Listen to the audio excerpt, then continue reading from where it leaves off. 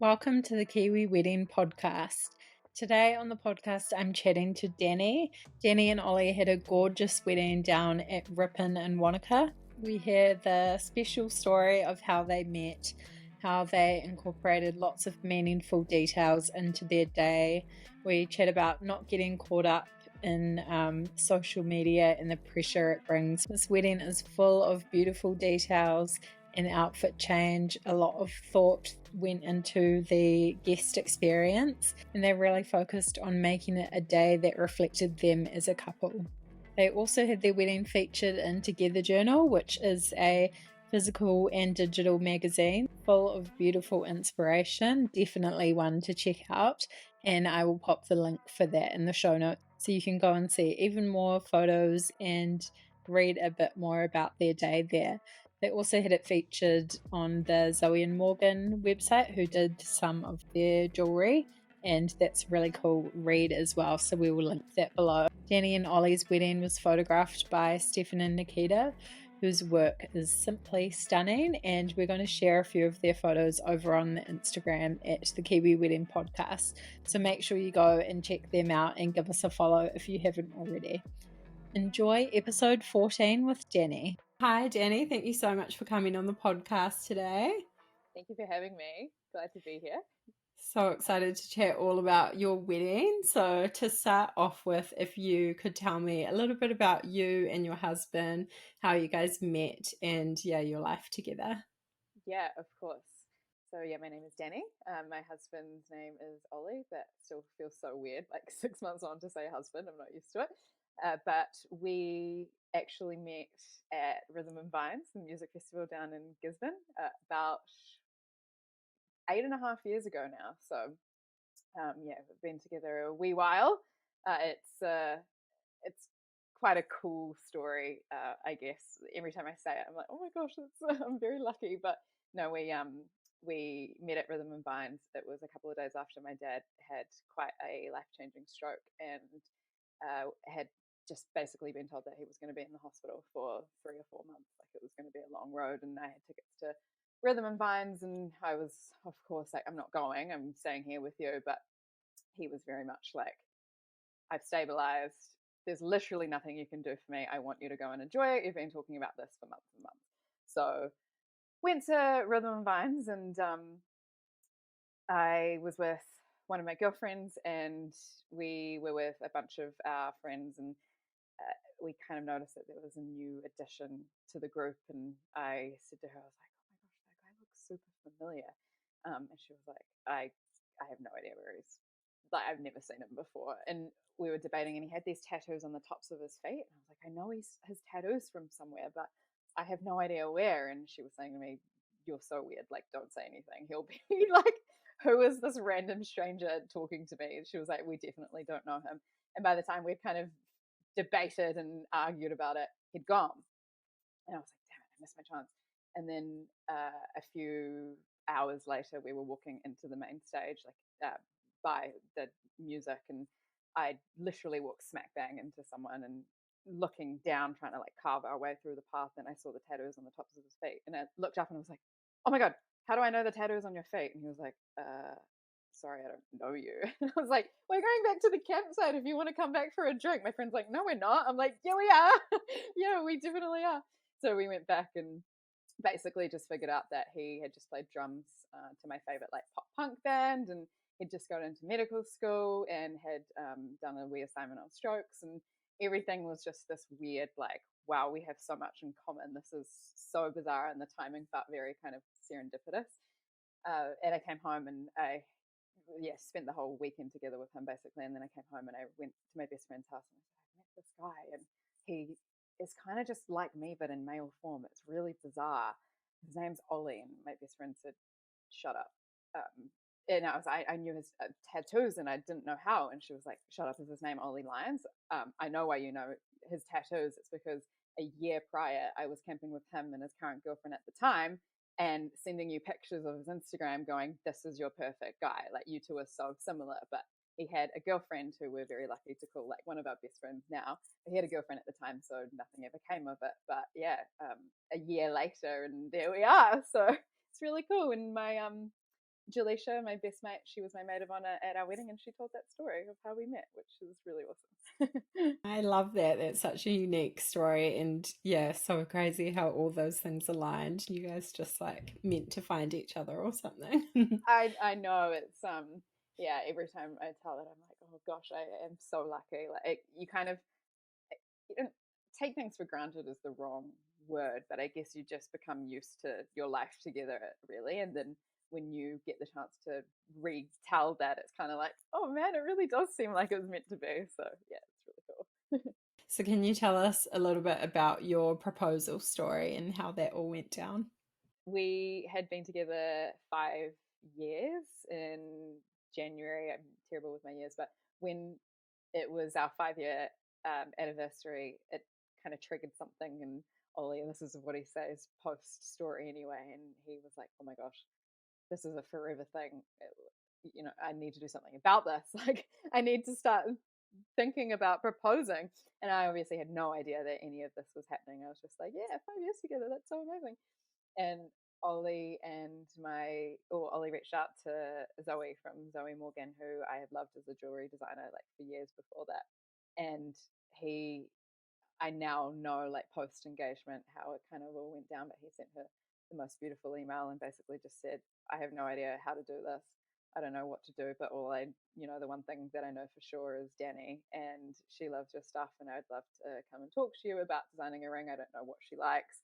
I don't know what I like, but like hopefully you can help me figure it out essentially." So I love stars, and Jaleisha, my maid of honor, and Ollie went to see Zoe, and they found a diamond that is cut in the shape of a hexagon, and yeah, the middle diamond is cut in the shape of a star, and they saw that and went, "Oh my gosh, that's the one. We need to just design a ring around this. We need to make this diamond work."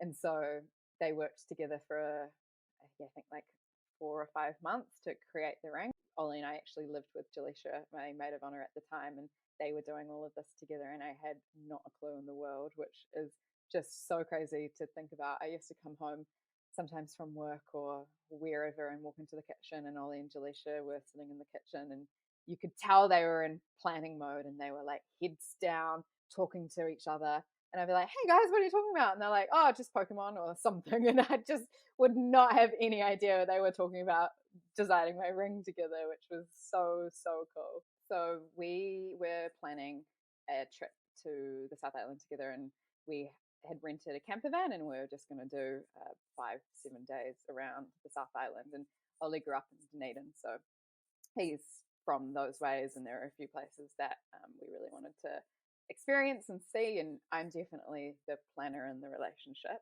I'm that kind of one that when we organize a holiday, I've got like spreadsheets, and I'm figuring out how long we're in each place and what our budget is and all that sort of thing. So I had planned majority of the trip, and then there was this one kind of place that he said he wanted to go to, and in like in terms of on a map, we were kind of going up like this and then down again, and the up bit was what he had planned, and it was a secret, and I was kind of annoyed at it. I was like, it doesn't make any sense. We're going out of our way to go to this place, like it better be worth it. And he was like, "Dani, just let me do something for once." um, and I truly didn't expect anything prior to this. We had been together 5.5 years at that point, but never spoken about marriage. I think it's just, yeah, it probably sounds silly, but I have never been one of those girls that kind of like dreamed of getting married. And I thought it might happen one day, but I never wanted to put pressure on it. And I was scared that if I brought it up, then there's an expectation. And what if he wasn't feeling that way? Which is ridiculous because I was always really secure in our relationship. But I just wanted it to happen on its own terms. So yeah, we'd never spoken about it. I'd never talked about what like type of ring I wanted or anything. So poor Ollie literally had nothing to go off of when it actually happened. But so we're on this trip, and yeah, I'm not a great flyer. And he said to me, I just want to give you a heads up, we're going on a helicopter trip.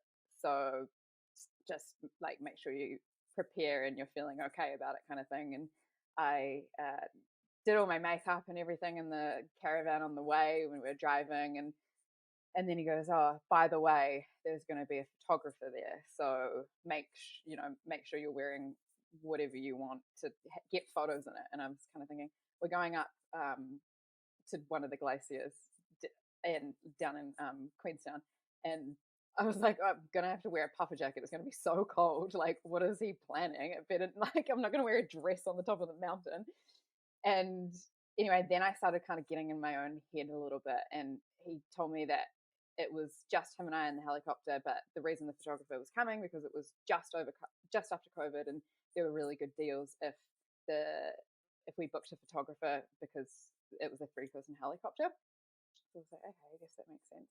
And when we pulled up to the helicopter base, we got out and the photographer met us in the lobby, and everyone was introducing each other. And then the person who worked at the helicopter place said to the photographer, "Oh, you're such and such. I really like your photos. Like, you've got such amazing photos." And then that's when I was like, what the heck? Like, I thought she was employed through the helicopter place and they're only meeting her for the first time. So I kind of went into a bit of a spiral because I hadn't expected anything. And then all of a sudden I was like, what if he's proposing? Surely he's not proposing. Like, we've never spoken about it. That's just a lot. And then got really anxious about the fact that it would be in like a private place and there'd be other people up there. So I went to the bathroom and I remember washing my hands and just like freaking out and like, oh my God, what's going to happen? So we get up into the helicopter and we're up on the top of the mountain, and it's like the most beautiful thing I've ever experienced. And a few other helicopters are landing in different areas, and the photographer is instructing us and moving us to get photos and everything. And I'm in my head the whole time just thinking, oh shit, is he gonna like drop on one knee? Like, what's gonna happen? And we got the photos. We stayed up there for 20 minutes, took in the sights, and then they were like, okay, guys, time to leave again. Like, hope you had a good time. See you later. And we're flying back down. And I'm in the back of the helicopter being like, Dani, you idiot. Like, you just made up that whole thing. Nothing was ever going to happen. And you took kind of an amazing experience away from yourself in a way, because I was just like nervous the whole time. And we get down and we say goodbye to the photographer, and then Ollie was like, cool, I hope you had fun. And I was like, yeah, that was amazing. Just like, wow, you silly Billy. And the photographer, I said, oh, I really came for a coffee. Is there anywhere open? It's like 3 p.m. The photographer was like, oh, there's a really good place if you head about 30 minutes that way. It's really cute, in like a little ski village. Go and check it out. And Ollie was like, oh, but we're actually going this way. I was like, if we've got time, it could be cool. I'd be keen, but up to you. Ollie was like, we've just got to be somewhere by sunset. He was like, I think we've probably got time. Let's go. So we went and got a coffee, and then turned around and drove all the way back. And we had like an hour and a half drive or something to get to wherever we were going to go that he'd planned. And then one of the things throughout our relationship, Ollie and I love music. We're just, yeah, he's actually a musician, has played music for years. I just love it. Can't play or sing for shit, but it's okay. And one of the things that he does, like on kind of special occasions, on birthdays and anniversaries and stuff, is makes me mixtapes, like CDs, just of a whole like compilation of songs. And so I had 5 years of mixtapes built up by this time. And when we were driving back, I started to notice that all the music that was playing in our little caravan, camper van, was music from all of the mixtapes throughout the years. And then I got this little feeling like, oh, maybe something is going to happen, but no, don't think too much about it. Like, you'll ruin the experience. But yeah, we kept driving and we pulled up to this incredible place called Skyscape, and I love stars. It like literally got them everywhere. And he was like, surprised, this is what I've planned. This is why we kind of had to do a little diversion in the trip. It was this glass house essentially. So the roof and all the walls were glass and see-through, and you can watch the stars at night. And it was just beautiful. And he was like, cool, we've probably got like an hour here before we're going out for dinner. How about, he was like, I'll jump in the shower, and then if you want to get ready, we can have a drink here, and then we're going out. And I was like, okay, sweet. When I was getting ready in the bathroom, I was kind of annoyed that we were going out because it was such a beautiful place. I was like, we've only just got here. Why are we going out for dinner? But obviously didn't say anything. So I was getting ready. I'd kind of like done my hair and makeup for this photographer anyway, so I was kind of like, didn't really have much to do, but I'll just like brush my hair. And when I came out, all the lights were off, and there were little tea light candles all around the place, and Ollie was down on one knee, and I can't even remember what else happened and what he said, but yeah, it was amazing, and I cried, and I think he probably cried too, and said yes, obviously. And then the photographer who was in the helicopter with us jumped out of the bushes and had photographed the moment. I thought we were completely alone, but she was hiding in the bushes. And essentially, the whole like, why don't you go get a coffee 30 minutes that way was a diversion by her, because Ollie had welcomed her onto the helicopter so that I felt a little bit more comfortable with her, because we then went out and did a little photo shoot under the stars. But yeah, she sent us 30 minutes that way so she could sneak into the accommodation and get everything ready and get set up and wait for us. So yeah, it was amazing. Long-winded story, but no, it was beautiful. He did very well. Amazing. I love that. I totally would have thought it would be happening up the mountain as well, but he tricked you there. I know. And that was talking about it in the years afterwards. Like that was all kind of part of his plan, because he knows that I'm an overthinker and the planner, and he wanted to catch me off guard. So he said he kind of did that as like a hopefully to throw me off the scent. Ollie proposed, and it was like, yeah, the ring of my dream. In all honesty, I think when you have no say in a ring, it was a bit challenging when I first got it. Not challenging, that's the wrong word, but all of a sudden I've So got a ring. personal jewelry. Yeah, jewelry is so personal, and I'm such a jewelry girl. Like I love jewelry. And all of a sudden I was like, I have to wear this ring for the rest of my life. Like, whoa, this is big. Like it's just come out of nowhere kind of thing. And it was quite unique. It was quite different to the trend that was happening everywhere else around me. I guess like it became lab grown diamonds became a thing shortly after, or they probably were a thing when we got engaged, but they blew up around that period, and everyone was kind of getting these big lab grown flashy diamonds. And there was a part of me, and this is I think what I'd say to other girls who are maybe in the same boat, there was a part of me that kind of went, oh, do I want that? Like, should I have a bigger diamond?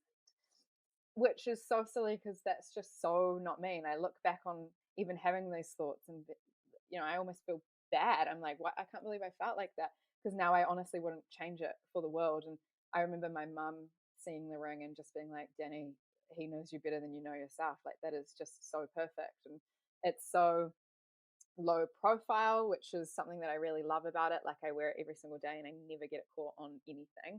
It's just so special to me. They did such a cool job, and it's so amazing that he did it all himself. Like I just love that. It's so cool, and I've grown to absolutely adore it. It really is true what they say. Like I've worn this for 3.5 years now, and I wake up every day and I'm like, whoa, like look at my ring. That's so cool. I'm so lucky.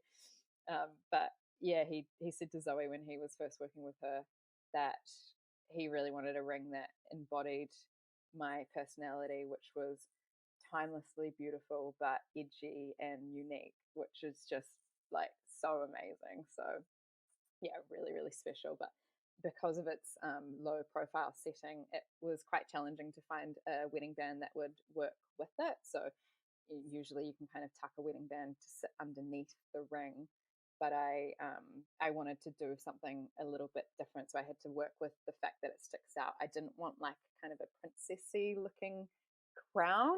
I wanted it to feel like a glove on my finger essentially. And I really wanted to play on that asymmetry of the hexagon diamond. So I thought, I've got such a edgy, cool shape. Let's enhance that. So for my wedding band, and once again, I just the most special thing. But my mother-in-law was telling her all of my plans for my wedding band, and I said I want to have different shaped diamonds. I want to have a pear diamond with a baguette diamond with a round, and she was like, I have a really similar one and I want you to have it. So I was just like, oh my goodness. So I melted that down and made my own ring with it in yellow gold, because hers was white gold.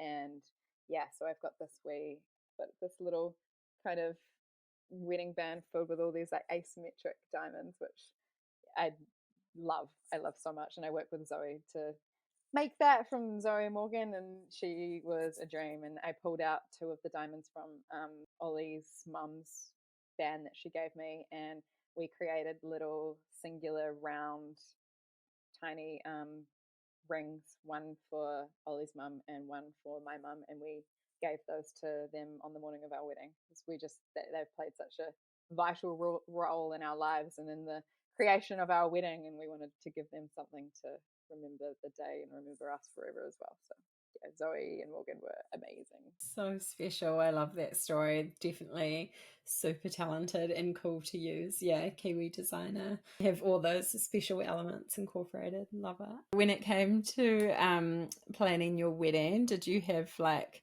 a vision in mind for the whole like vibe and style of the day? And yeah, where did you start with that and looking for a venue, all of that?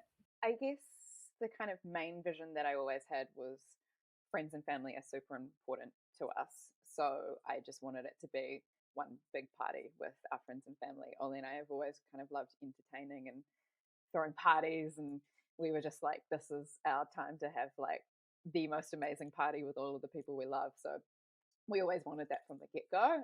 I won't lie, midway through planning, I was kind of like, I get why people elope now. Like it was quite a lot. But yeah, I think in terms of the vision, I always wanted it to be something that I could look back on and it age well. So relatively timeless and quite like modern, but then not trying too hard. Like I really didn't want to, I guess, orchestrate it. I wanted it to be a true reflection of Ollie and I. So still relatively relaxed, and kind of, I think when we ended up going with Rippon, that it wasn't the original plan. Like we looked at a million venues, but what was really important was that we made the decor and the theming and everything fit with how beautiful Rippon is. Like we kind of didn't want to bring too much more into the space. So yeah, I think we worked with a planner down in Wanaka just because we're both living in Auckland, and the kind of brief that I gave to them when they were helping us was fun and flirty. Like we just wanted it to be fun and romantic, yes, but more on that kind of like flirty side, I guess, rather than like really serious white flowers everywhere. That wasn't us. We wanted colors and yeah. Love that, and such a beautiful spot down there, like hard to go wrong. But yeah, it looked Totally. incredible. So did you have what were like your priorities? Obviously you said kind of friends and family. Is there anything else you were thinking of that were like the most important elements of the day for you? Yes, we're big musos, so the entertainment side of things was always big for us. We always wanted some sort of live music element. We were really lucky. We've got such talented friends around us who are also kind of in that music space. So we had one of our friends, Nick, and he played our pre-ceremony music, which I'm gutted about because everyone has complimented it, but I didn't get to see or hear it because I was still making my way to the venue. But no, that was really cool. So we just played some acoustic songs while all of our guests were arriving, and then we had a band, a local band down there called LA Social, and they played some after dinner music.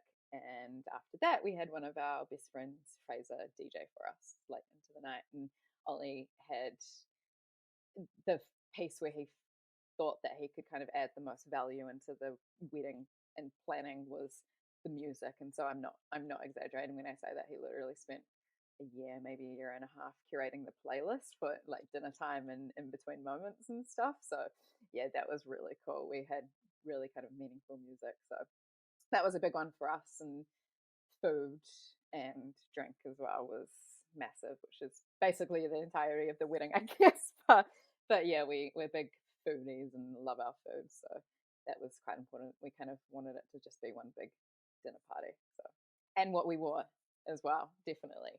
I think, yeah, as with everyone, but that, yeah, we definitely kind of splurged the most, I would say, on our outfits. Yeah, we're going to talk about that soon. I love that you were quite intentional with the music. That makes such a difference, I think, when people, yeah, really put thought into that. Totally. Yeah, we got lots of compliments on it, which was lovely, and it's really cool to be able to have that playlist to just listen to post wedding as well, and brings back some memories. So So cool. So yeah, can you tell us about your wedding outfits and yeah, how you went about finding them or getting them made? I think you had two dresses. Yeah, talk a little bit about that. yes, so I did have two dresses. I had a main wedding dress and then another dress that I got changed into after dinner for dancing. Really interestingly, and it's super funny when I was engaged and I used to hear brides say, "Oh, I thought I knew what I wanted in a dress and then it all changed." I used to think that is not going to happen to me. Like, I know my style, I know what looks good on me. Like, there's no way. And I loved kind of the form fitted, sparkly dresses. I went into dress hunting thinking that that's what I was going to get. I always knew that it was going to be something sparkly. And I think everyone around me knew that it was going to be something sparkly as well. But interestingly, when I went with my maid of honor for the first dress appointment in Auckland, it that like a sparkly form fitting dress was what we tried on first, and we were both just like, nah. But like that's not yeah, I don't know. It just wasn't quite right, and I tried on a bunch of things. So that was kind of interesting for me because it was straight back to the drawing board, and I really didn't think that my opinion was going to change. And all of a sudden, I was like, oh my gosh, I don't know where to start now. So I went to multiple different places here in Auckland to try and find my dream dress. And I did quite a few custom appointments with a few well known designers or boutiques here. And they were all amazing, but I just kind of felt like nothing was giving me 100% what I knew I liked. So after trying on a bunch of dresses, I was like, I like this type of neckline and I like this type of body and this type of fabric, and nothing just kind of had it all together.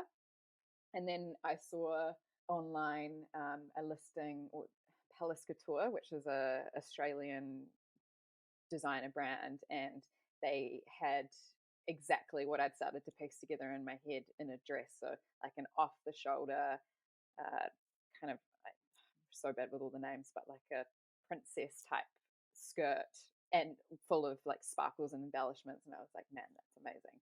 And then I remember inquiring, thinking, oh, I could pop to Australia. That's no problem. And they came back and said their dresses start at 14,000 Australian dollars. I was like, oh my God, no. I was like, damn it, that dream is over. Um, but I had just gone to one of the well-known dress designers here and been told that I was on right on the cusp of the 8-month custom deadline mark. So I had to order my dress ASAP for it to make it in time for the wedding. And I remember coming home and I was just like, I don't know what I'm gonna do. It I just I tried on so many beautiful dresses, but none of them were really hitting the mark. And they had sketched up what I had tried to convey that I wanted in something custom, and it was really expensive and it wasn't exactly what I wanted, and I was feeling like super deflated. And I was lying in bed that night and scrolling on my phone, just about to go to sleep, and I got a targeted ad for a dress that looked exactly like the Palace Couture one, and I was like, oh my gosh, the Palace Couture stuff is following me everywhere. Clicked on it and realized it wasn't Palace Couture, but it was the exact dress that I had seen this whole time. And it was this little boutique in Sydney. And I gave them the call the very next day and asked them about the dress. And they said, we don't have any availability for the next 4 to 6 weeks for an appointment, but let me double check for you. Would love to have you if you could make it over. And then she was like, you're never going to believe this, but next Saturday there's been a cancellation at 2 p.m. I will hold it for you. I know it's a big ask coming from New Zealand, but we'd love to have you. If you can make it, the appointment's yours. Let us know in the next couple of days. And the dress off the rack was 4,000 Australian dollars, which was just so much cheaper than anything that I found here. And it was everything that I had kind of wished for. And so I bought flights to Australia literally the next day with my mother-in-law, and her and I headed over in pursuit of the dress and tried it on, and it was perfect. It was everything I'd wanted. So I did a little customization to the neckline. I added, it was kind of a square neckline originally, and I made it off the shoulder. But it, it was literally all I ever wanted. It was a place called Blanche Bridal, and I just had the most amazing experience right from the get go. So yeah, it was really, really cool. And then did you find a second dress as well? Was that always part of the plan? Yes, it wasn't actually part of the plan. In the lead up, I'd kind of gone, if I'm going to spend so much money on one wedding dress, I want to wear it the whole time. Like, I want to get every like cost per second of wear out of it that I can. But so we got engaged in 2020 and then married in 2023. So we had quite a long engagement, and things change in that period, I guess. And my mother-in-law is amazing, and she'd seen, it was actually Rebecca Valance. I can't remember the name. She'd seen the dress on Designer Wardrobe actually, so it was secondhand, a little mini dress with a big bow on the back. And she bought it for me, and she said, "You don't have to wear this. You could wear it for your hens. You could wear it for whatever, but it's just beautiful, and you should have it." So that was really cool, and I sat with that in the wardrobe for ages, not knowing what I was going to use it for. And then as time got nearer, I found these amazing embroidered gloves, and they were actually just on Etsy. I wasn't looking for them intentionally. I think I was looking for, I can't remember, something like some sort of decor for the wedding, and they came up instead. And so they were sheer kind of satin gloves, and they had to having to hold to love and to cherish embroidered on the knuckles. And I was just like, I have to have those. And yeah, just some Etsy online seller. So I bought those and then realized they would work perfectly with the little mini dress. So once I bought my main wedding dress and realized that I was going for the big skirt vibes and I wouldn't be able to dance, I then kind of pivoted and went, all right, let's do a second look. So that was cool. And then Ollie, he also found his blazer that he wore in Sydney. So really amazing designer over there, and super funny.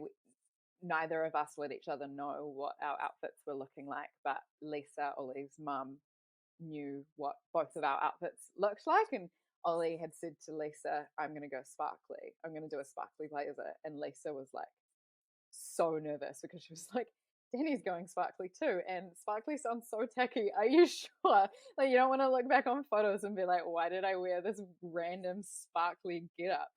So there was this whole like 6-month period of knowing that Ollie was getting a sparkly blazer and a little being like quite nervous about it, but also just having to trust his judgment because he's super into his fashion, more so than me, always has been.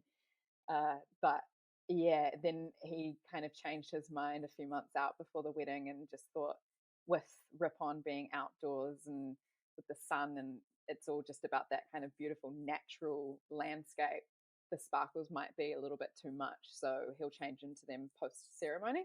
So he then got a plain suit from Crane Brothers, and when he decided that he was going to have two outfits, I was like, "You cannot show me up, so I'm going to have two outfits as well." Love that. All came together so well. You guys looked amazing in your photos. Oh, thank you. Thank you. No, it was really, really cool. Love that story about, yeah, the whole journey to finding them. Who was in your bridal party, and did you find that like an easy process choosing them? So in my bridal party, I had my maid of honor, Jaleisha, and then I had my bridespeople, John Michael, Alex, and Julie. It's a tricky one. I did struggle, although in the same breath, those four people have been a key part of my life for a long time, and I always knew that they would play a part in my wedding somehow. But I definitely did struggle picking my bridal party, and there was a moment there where I was like, maybe I'll just have one, maybe I'll have no one. I hate kind of upsetting people, and we have such a wide group of friends. We're so lucky, but I have a lot of friends that kind of, I heard the saying once years and years and years ago, and I've loved it ever since, that every friend is a different key to unlock a different part of you. And I love that. And I feel like I do have, I've got friends who unlock the silly side of me. I've got friends who I'm really comfortable with sharing big things, and I've got a lot of different friends. So in that aspect, I really struggled, and I didn't know how to bring it down to like my top picks. And it's not even necessarily saying that my bridal party was my favorite people. They're just really important people to me, you know. So yeah, that it was amazing though, having those people by my side for sure. And I think when it comes to a wedding, traditionally what you see out there, I guess, is it's got rules as such, and most bridal parties look a very similar way. But in my bridal party, I had two females, a they them, and a male. So I was kind of like, I'm going to do this and make up my own rules. And, we don't care for tradition as such. Let's have some fun with it. So that was really cool. And we let them all pick what they wanted to wear. I just wanted black. That was the only rule, essentially. And just wear what you felt most comfortable in. So I think everyone looked incredible. So yeah, it was hard picking for sure, but I wouldn't have had any other way. It was, they're all amazing. So good. I love that. And I'm all about breaking the rules. Like, do whatever you want, have whoever. For That's sure. great advice. And how about the guest list? Did you find that quite hard to narrow down? And yeah, how many guests did you end up having? Guest list was really hard, really, really hard. We had 105 people in total. I think that was including us. I can't remember the exact number, but 48, 49 of those were family. So it was, there are a lot of family. I've got a really teeny immediate family. Ollie's family is huge.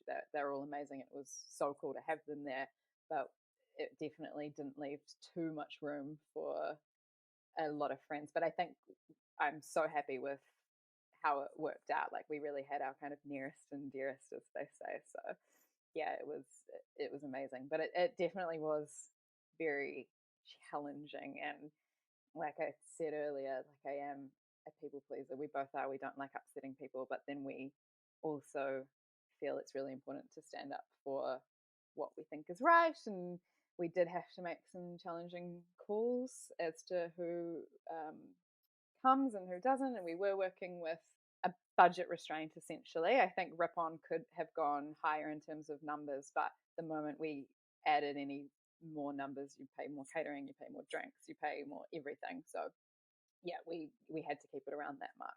We could have easily probably had a 200-person wedding if we wanted, but we could not afford it. But I think it was perfect how we ended up with in the end. Yeah. Nice. It all adds up, hey? So just, I don't know, hopefully people understand that and yeah, appreciate that you'd like to invite them all, but you just can't, and yeah, you have to cut it off somewhere.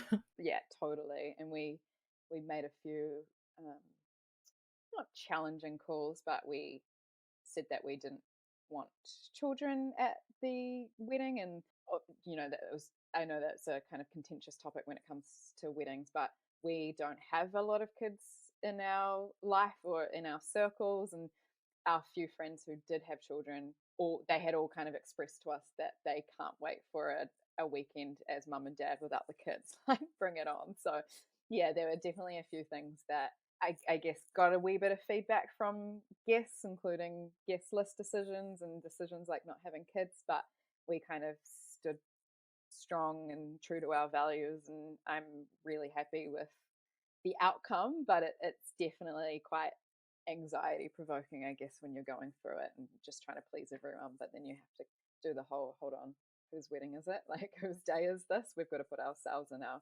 beliefs and decisions first. So yeah. Yeah, you've got to stick to your guns a bit, that's for sure. Totally. So, can you tell us a bit about the day and yeah, how it went down and any highlights or favorite moments you have? It was amazing. I was a little bit nervous in the lead up because, funnily enough, we found out, oh gosh, when was it? So the wedding was in March, and the year before that, in April, I think, I was calling some local hotels and motels down in Wanaka, trying to reserve some accommodation for our guests, and all of them were booked out. And I was like, what's going on? Why is everything so booked out? This is ridiculous. And I called one of the hotels, and they said to me, no, of course we don't have accommodation available on this weekend. Like, are you joking? And I was on the phone like, what the hell? Like, why? And he was like, this is the Wanaka A&P show, like the biggest event that happens in the South Island every year. Like, no way. Like, we're already booked out well in advance. It was cancelled last year because of COVID. So this year is going to be bigger and better than ever. It's the first time it's ever been cancelled last year in its 25-year history. So good luck. And I just entered this like flurry of panic, being like, oh my God, we've booked our wedding on the busiest weekend of the year. And yeah, basically after talking to a few people, they were like, yeah, so 40,000 people descend on Wanaka. Like, there's like blockages in and blockages out. You won't be able to get taxis. It's going to be a nightmare. Good luck. And then realized that all of the flights and accommodation and rental cars and everything were peak prices. And I just felt horrific. Like, I felt so bad for all of our guests, but by then it was too late. We'd already booked all of our vendors and we couldn't do anything to change it. So that was a real concern. Our planner was really reassuring and helping us come up with some ways to make it a little bit easier. We put on a bus for our guests and picked them up from a few different locations around the area, and took them all to and from the wedding just in case taxis were an issue. So I was definitely quite worried about that when it came to the wedding day, but it ended up being a dream. Like, it really wasn't an issue whatsoever. And I have this really cool moment. I remember when we were leaving the place that we were getting ready, myself and all my bridespeople, I found the morning like so chill, which is really interesting. I said to them, it's either going to go one of two ways. I'm going to be not phased by anything, just taking it in, you do you kind of thing, or I'm going to be like an anxious mess, freaking out the whole time. And it was the first situation, which I was really thankful for. But I remember sitting in the van, they were all running around, closing the place, getting the flowers, getting everything ready. And I was sitting in the taxi van with my little bouquet, just kind of taking it all on, being like, yeah, about to head to my wedding. This is cool.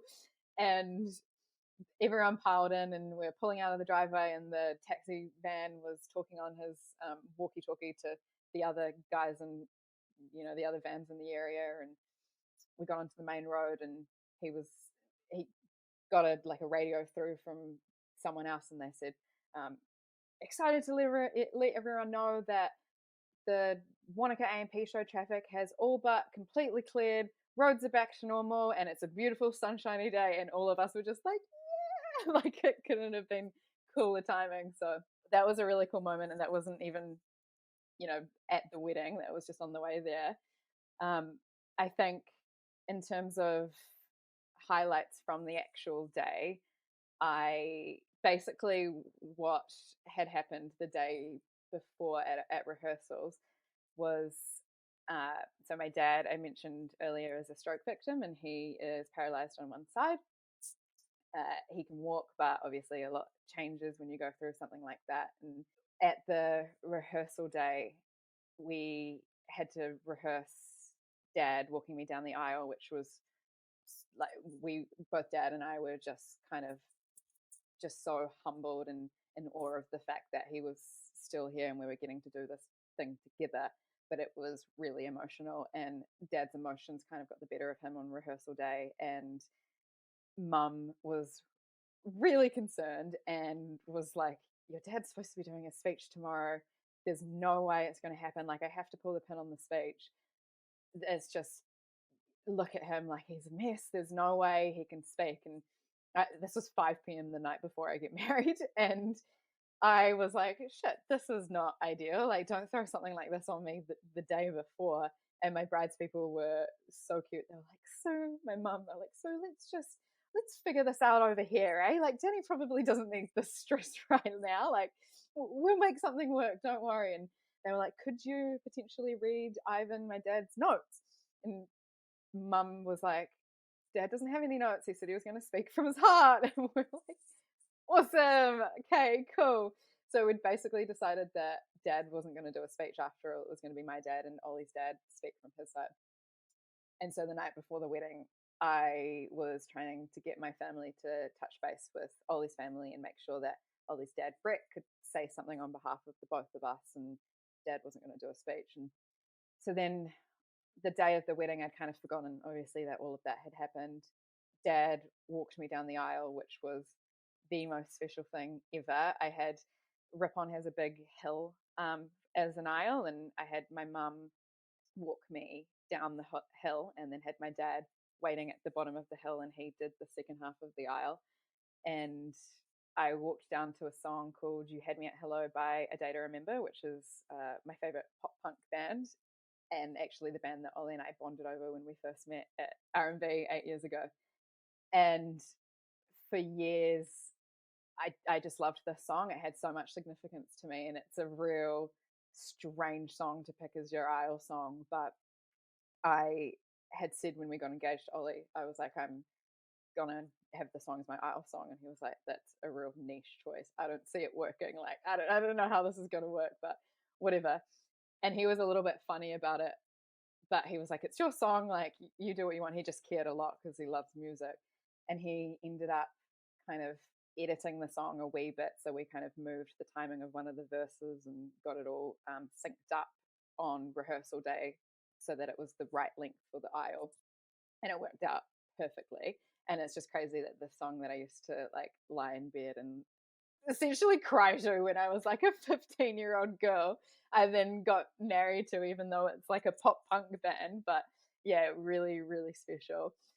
And so that walking down the aisle with my dad to a song from my favorite band from my childhood was just something that I never even dreamed of. I look back and I'm just like, wow, that was incredible. And then the day got even better, essentially. Like everything was just such a whirlwind. But after dinner came time to speeches, and I suddenly remembered, oh, that's right, Dad's not speaking. I wonder what happened with Brett, and I wonder if they got in touch with him and who's going to speak, and blah, blah, blah, blah, blah. And then my dad gets up to say something, and we're all kind of thinking, oh no, like, oh no, like, what's going on? Like, this wasn't kind of the plan. He said no. Is he going to be okay? Is he going to be able to control his emotions? Not that I would care, not that anyone would care, but I know that he would. And he just pulled out the most incredible speech. Like, it was insane. Like, I still get teary when I think about it. And I don't think there was a dry eye in this room. And he said to everyone in the speech, he said, oh, most of you know the journey that I've been through with my stroke. When I was in hospital recovering, Dani said to me, Dad, you have to get through this, because who's going to walk me through the aisle? Who's going to walk me down the aisle? And that was a key kind of thing for him in his recovery process. And he said, it might have been a short aisle, honey, but we did it. We got there. And everyone in the room was just bawling their eyes out. So that was such a special moment. And our videographer was amazing. We just had a highlights video made, and that was the only package that we had. But they sent me the clip of Dad's speech afterwards, which I'm so appreciative for. So yeah, it's amazing that I have that forever. So cool. So many amazing moments, and yeah, it's so meaningful to have that. I love it. So yeah, so special. And did you find anything hard about the whole wedding planning process? Do you look back and regret anything or would do anything differently? I don't think I would do anything differently. What I probably did find hard was, I know what I like, I know what Ollie likes, I know what we like together, and then with how prominent social media is in this day and age, I would see things on social media and think, oh, maybe I want that, maybe I need that. And little things like champagne towers, I remember seeing someone do that on Instagram and thought, that's so cool, we should do that. And Ollie was like, no, that's so gross. Like, we're not that ostentatious. Like, no, we're not going to do a champagne tower. And I was like, oh, you're right. Like, that's not us. Like, no, actually, I don't want to do that. So things like that, I found myself feeling like I could get quite easily influenced with trends that I was seeing on Instagram and social media, even though they didn't necessarily have significance to us. So I definitely found that tricky. I found just prioritizing time for wedding planning really hard as well. I am a super organized person, and I'm a real kind of like to-do list maker, but in a way that probably made it even trickier because my to-do list just kept growing and growing and growing. And I'd wake up on a weekend and be like, oh, we've got to do wedding planning today. And Ollie and I both live such busy lives, and we live quite separate lives at times. Like he's in a band and he's a doctor, and I'm in marketing and events. And so they're very kind of different. And we found ourselves spending all of our free time wedding planning. And it's not easy because all wedding planning is essentially making big decisions. So you're just together in your only free time all week, arguing essentially, not arguing, like, we were lucky that we agreed with most things, but it was kind of like, what color do we want the menus? Like little things that we knew weren't a big deal, but we still wanted to put thought into them. We're kind of like, if we're going to have this big day, we do want to plan every aspect of it. So that was quite challenging. We were really lucky to have worked with a wedding planner down in Wanaka. So we just knew that we wouldn't know any of the local vendors and who's good and what's what. And I think the main kind of draw card for us getting a wedding planner was actually, I'm the type of person who really likes to bounce ideas off of someone else and collaboration. And when it came to like, okay, what's your ceremony time going to be? What time do you want to get married? I was kind of like, I don't know. I've never had a wedding before. Like I've never been married. Someone tell me what is the right time. And we were kind of the first of our friends group essentially to get married. So I didn't really have that many people that I could ask or go to for advice. So in that regard, having a planner, we just had a partial planning package. So lots of on the day coordination and then just wherever we needed help in the lead up. But the main kind of value that I saw in that was just being able to pick up the phone and talk to our planner. Her name was Kim, and just be like, hey, what would you do in XYZ? Or what has worked previously in the past? Like what's worked really well? Or what do you reckon out of X and Y? So that was, really, really valuable.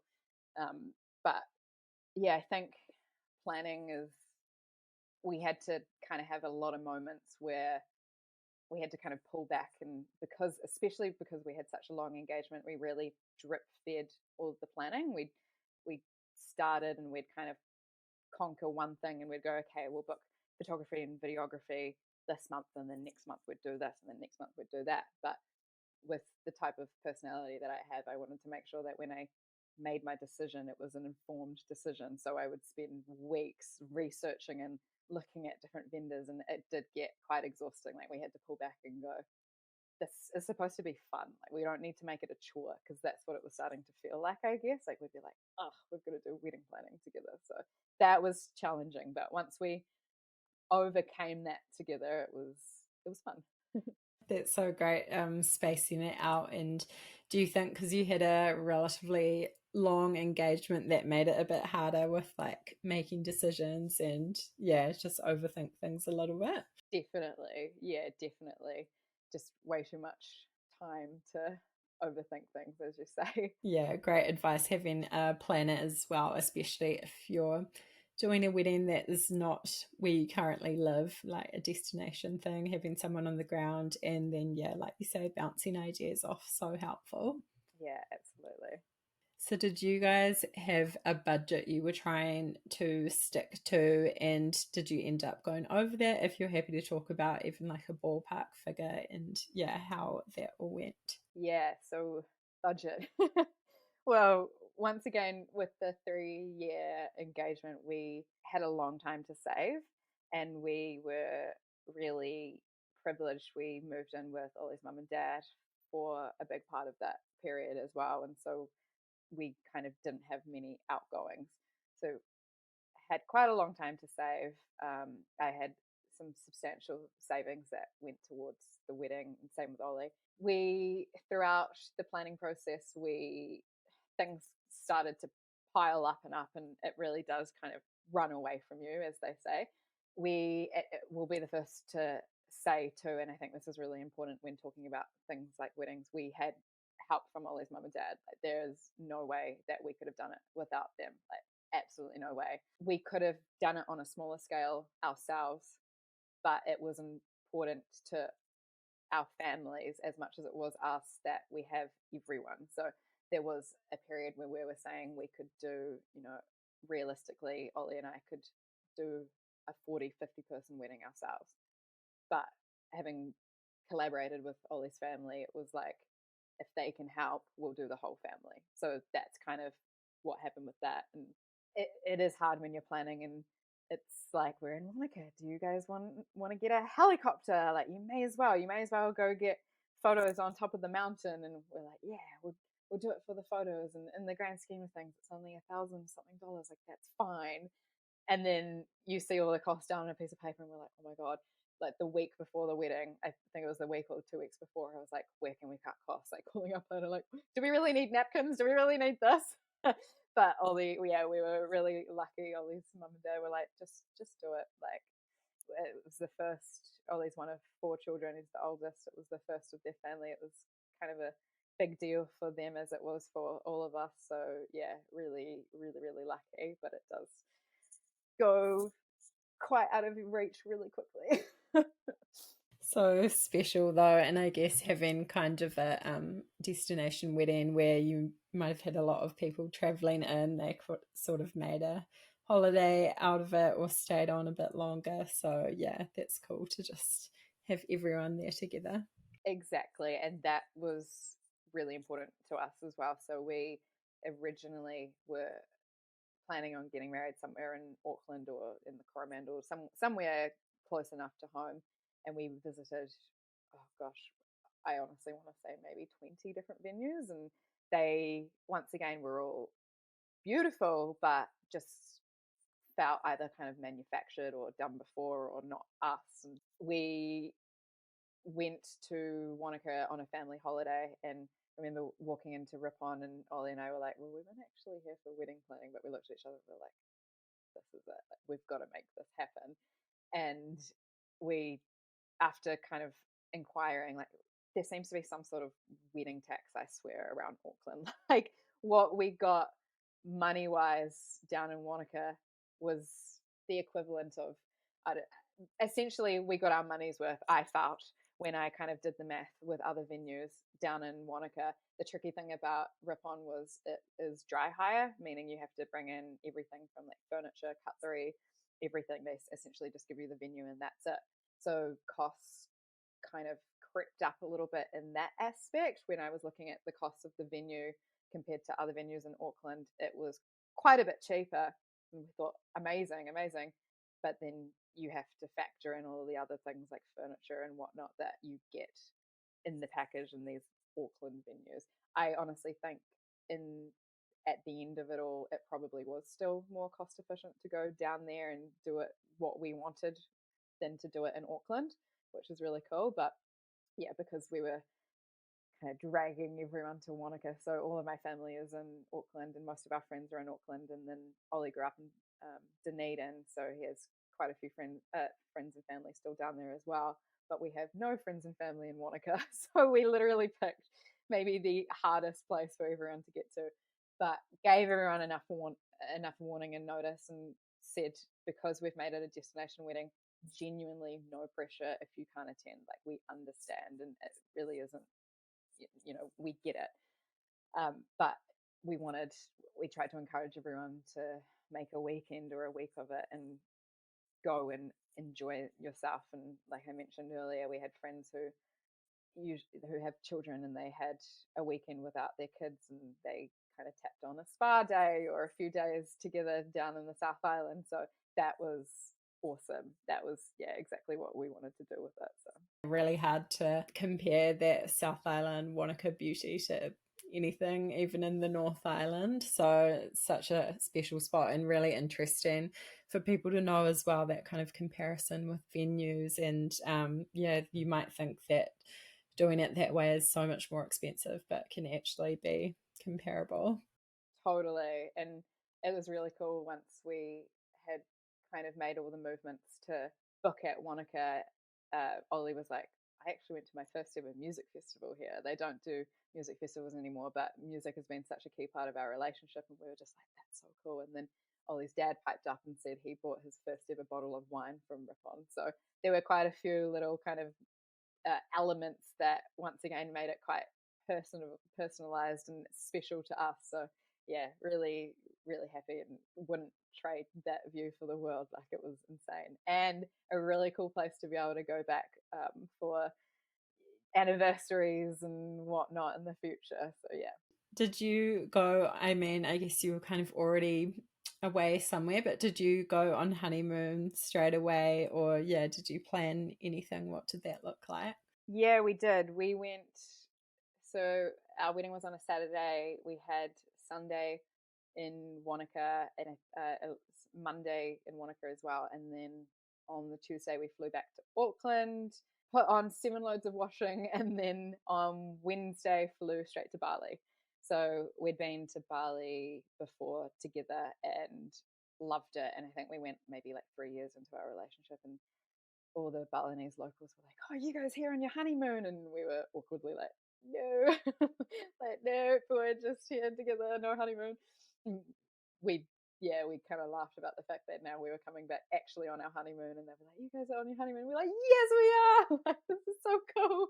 So that was really awesome. Yeah, Bali is just such a special, special place. So we had 2 weeks there, and we it was we always wanted it to be straight after the wedding. We had heard from the few friends that we did have who had been married before. Um, a bunch of them had done it in different ways, but the people who went straight on their honeymoon just said it was amazing to kind of stay in that love bubble as such. So we really, yeah, that was kind of like a non-negotiable. And Ollie, actually, to be able to get 3 weeks off, so a week for the wedding and then 2 weeks for the honeymoon, genuinely had to quit his job as a doctor, as a full-time doctor employed by the DHB, because they're just so understaffed. So the only way that he was able to get time off for that and a bit of band stuff as well to really focus on the band was to quit full-time and go locuming, which is essentially like freelance doctoring.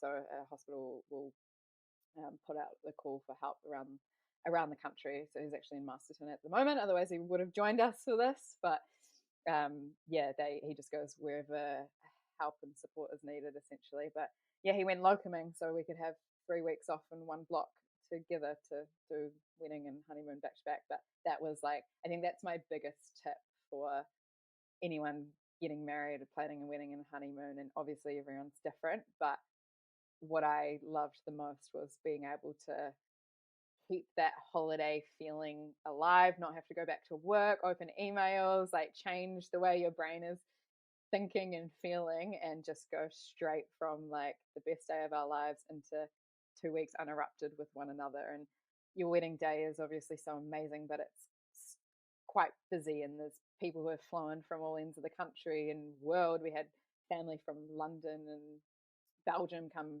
to the wedding, which was amazing, but you're constantly just trying to catch up with everyone because you've got such limited time. So then to go straight from that to like 2 weeks alone by the pool was such a dream. Like, so special. Staying in the love bubble, like you said, and extending that. And Bali's such a beautiful place. I love it there. So cool. Were there any helpful resources or websites or things you remember using during the wedding planning process, in terms of like finding vendors, stuff like that? Anything that helped? I guess probably not so much because we had our planner, but I did have a lot of together journals, so I read those a lot, the physical publications, and it was quite funny in the planning process.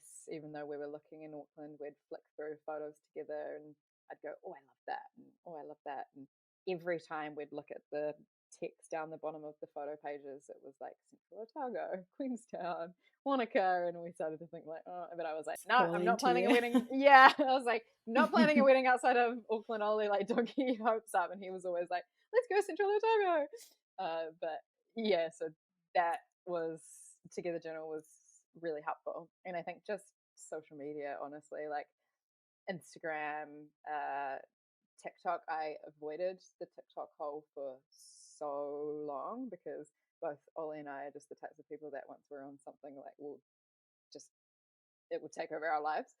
So that wasn't massive when I was engaged in planning the wedding, but I can see now how helpful it actually would be just to get ideas and cool little kind of creative um, things that other people wouldn't have necessarily thought of, and Pinterest. So yeah, a lot of my inspo came from just social media platforms, really. But in the same time, like I said, trying not to compare ourselves to other people and other trends was also quite tricky. So knowing the boundaries when it came to getting inspiration from social media. So true. I love Together Journal as well. That's a great one to recommend. And yeah, I guess having that sort of few years being engaged, seeing trends even come and go during that time, and yeah, just trying to stick to what sort of represents you, not be influenced too much. That's yeah, definitely an important one. Totally. You've given a lot of amazing advice already, but yeah, is there any other advice you would give to couples that are planning their wedding at the moment? I think one of the things that I'm really glad we did was, I know everyone says to not sweat the small stuff, and that's really true. Like, I do really agree with that, but it was the little touches that we put on our day that are the most memorable. So I think maybe even, don't worry so much about the florals, or not necessarily florals, but the things that everyone looks at immediately, and think of the little spins and the little things that you can put on your day that will make it impactful.